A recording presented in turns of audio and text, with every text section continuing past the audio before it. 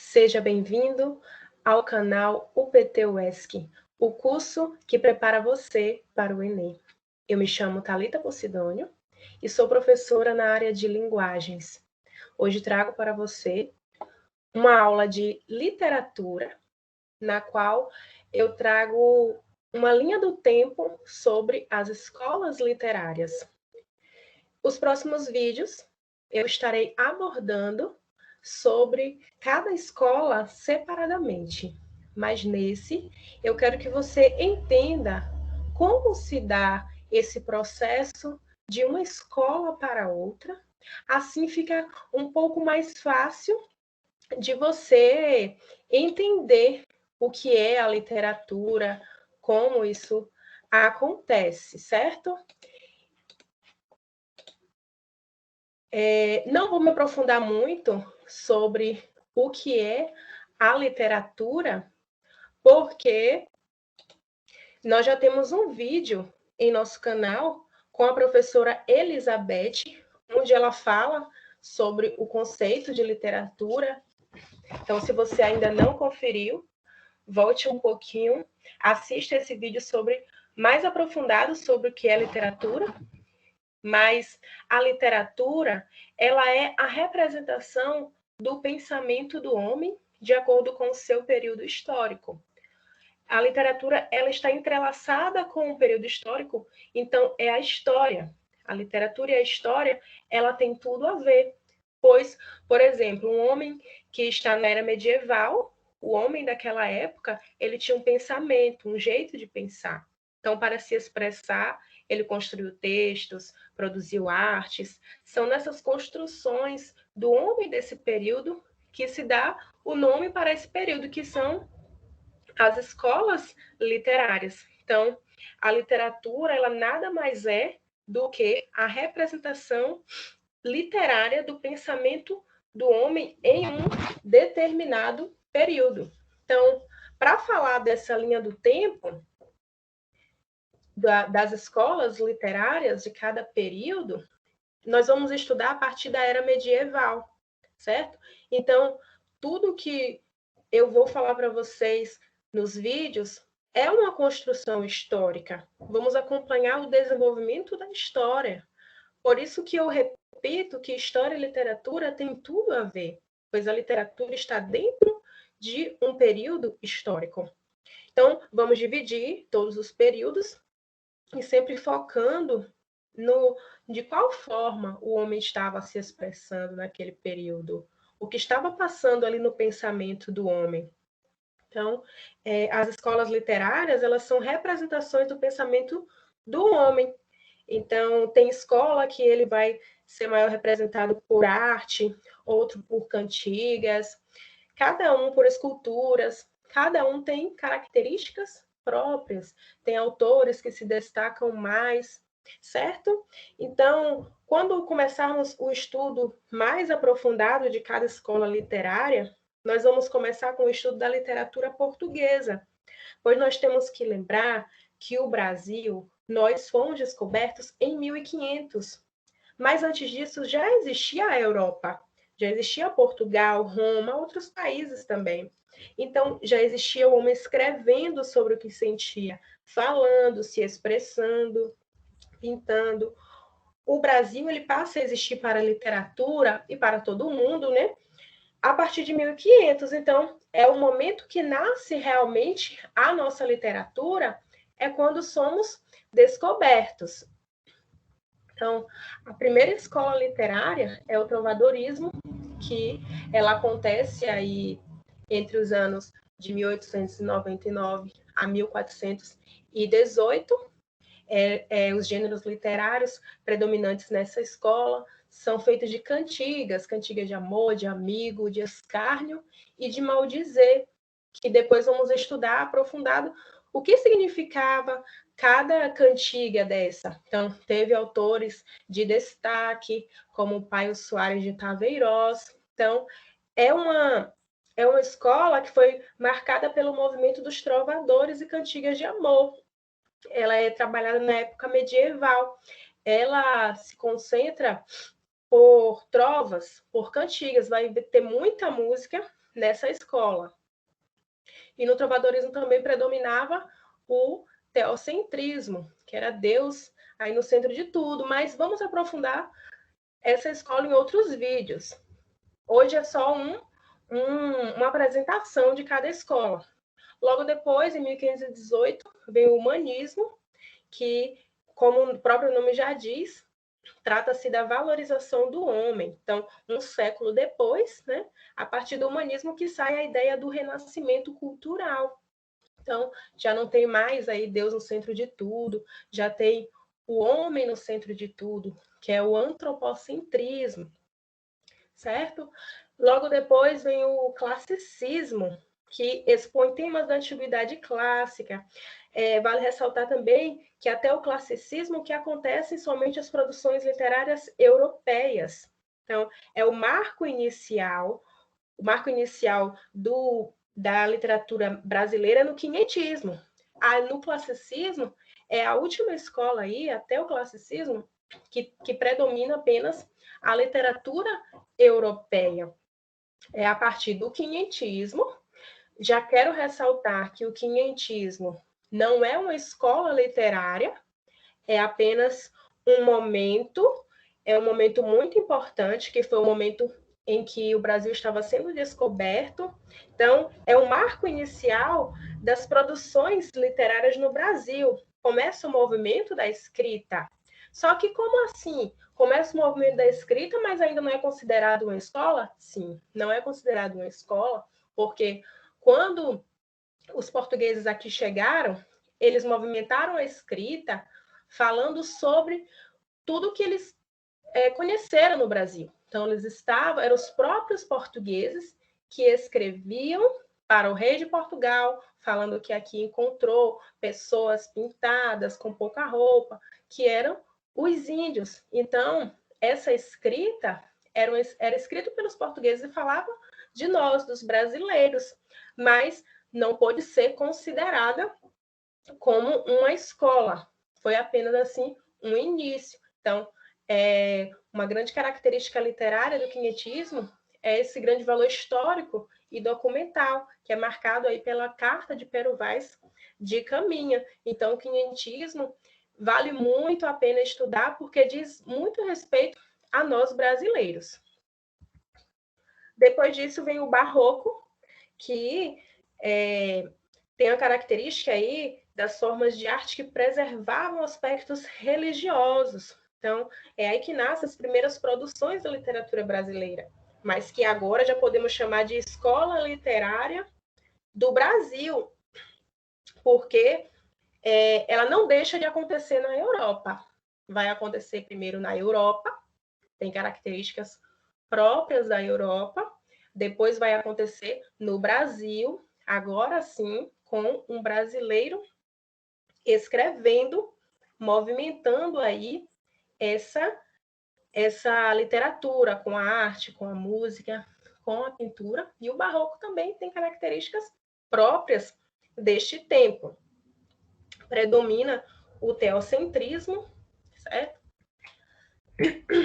Logo depois vem o arcadismo, que é uma escola muito legal de se estudar, que tem como tema principal aí a valorização da natureza, a vida no campo. É o momento que o homem vai da cidade para o campo, ele procura uma vida mais bucólica, ele tem amor ali pela natureza, então ele deixa de viver aquele barulho do urbano para viver no campo. Então, tem características muito fortes, teve autores de destaque também, como todas as outras escolas. Desculpa. Depois do arcadismo, temos o romantismo, que é uma escola que trata da idealização do amor e da mulher, né? É marcada por exageros sentimentais e sofrimento amoroso, e fala muito do amor impossível. Então, é uma escola que traz aí a fuga da realidade, traz muita saudade, tem muito sentimentalismo e supervaloriza as emoções pessoais. Então, teve como autores principais Almeida Garré, Camilo Castelo Branco. Depois do romantismo, veio aí o realismo, que tem como principal característica a oposição ao romantismo. Então, essa manifestação cultural, que é o realismo, significou um olhar mais realista, como o próprio nome já diz, e objetivo sobre a existência e as relações humanas. Teve como principais autoras o Machado de Assis, o Pompeia, Luiz Azevedo. E todas essas escolas, elas tratam primeiro da literatura em Portugal e depois da literatura no Brasil. Sempre vai acontecer em Portugal e depois no Brasil, porque em Portugal aconteceu primeiro, a descoberta foi na Europa. Então, os brasileiros mandavam seus filhos para lá para estudar e trazia essa literatura. O naturalismo, que no mesmo tempo que acontece naturalismo, é paralelo ao realismo. Há mudanças tênues entre uma e outra, entre essas duas escolas. É uma análise do comportamento humano e social. Então, o darwinismo foi uma influência primordial no naturalismo. Ele é considerado como uma evolução do realismo. Então, a ciência era usada como instrumento de análise e compreensão da sociedade, certo? Logo depois vem o parnasianismo, que é um combate ao exagero dos sentimentos. Acontece em transformação na postura do homem. É, na verdade, uma oposição ao romantismo, especialmente na poesia, que utilizava um vocabulário culto e construções textuais mais complexos, a fim de ter rimas perfeitas. Após o parnasianismo, em 1893, vem o simbolismo. O poeta é visto como um decifrador de símbolos, como o próprio nome já diz. Então, é nessa escola que podemos perceber que o realismo, o naturalismo e o parnasianismo, e o simbolismo também, que eles foram surgindo um encadeado ao outro. Isso mostra como o pensamento do homem ele estava mais ativo. Por isso que elas foram surgindo assim, meio que juntas, né?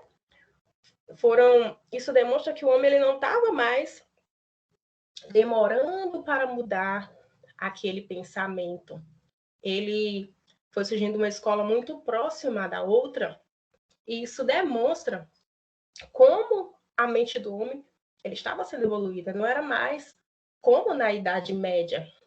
Tudo estava acontecendo muito rápido. Aí vem o pré-modernismo, que também não é uma escola literária. É o momento em que o mundo se prepara para a chegada do modernismo. Por isso é chamado de pré. É algo que vem anteriormente. É o pré-modernismo. Ele é um processo de transição e preparação para o modernismo e não é uma escola literária, como eu já disse, mas tem um valor muito importante. O mundo ele está se preparando para a chegada do modernismo. Não é apenas o Brasil, é todo o mundo se prepara para esse momento marcante.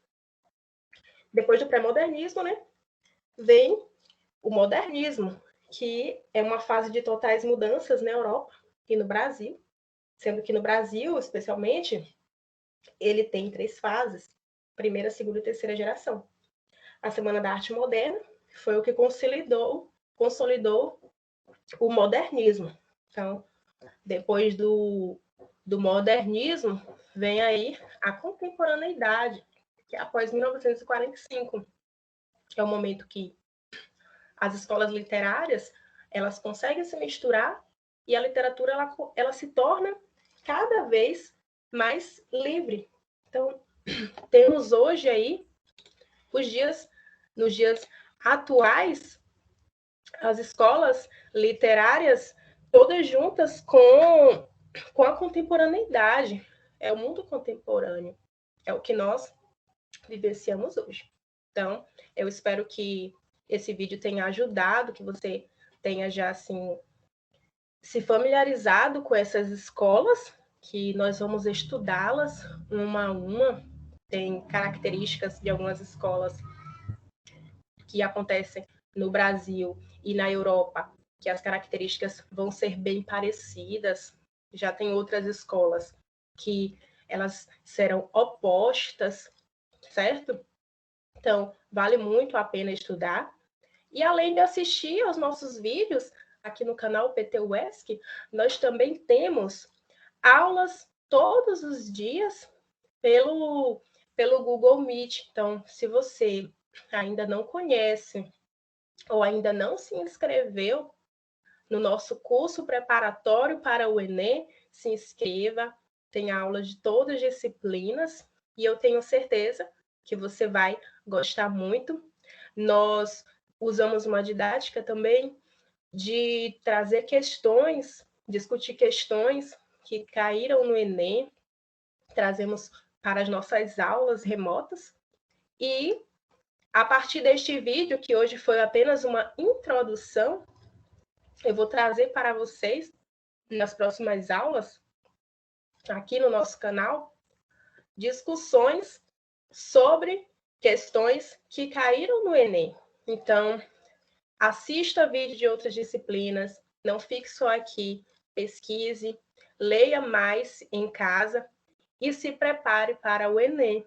Eu tenho certeza que você vai se deleitar nas nossas aulas de literatura, que é realmente uma viagem no tempo, é uma evolução histórica que vale muito a pena assistir. Então, espero que você tenha gostado, que esse vídeo te ajude com provas de vestibulares e convide mais um colega a se inscrever no nosso canal, a compartilhar os nossos vídeos e participe conosco também das nossas aulas remotas. Então, não perca tempo, visite o nosso site da UPT UESC, onde nós temos também módulos de todas as disciplinas, inclusive de literatura. Leia, assista às aulas, que eu tenho certeza que você terá sucesso nas próximas provas do Enem. Um grande abraço e até a próxima aula.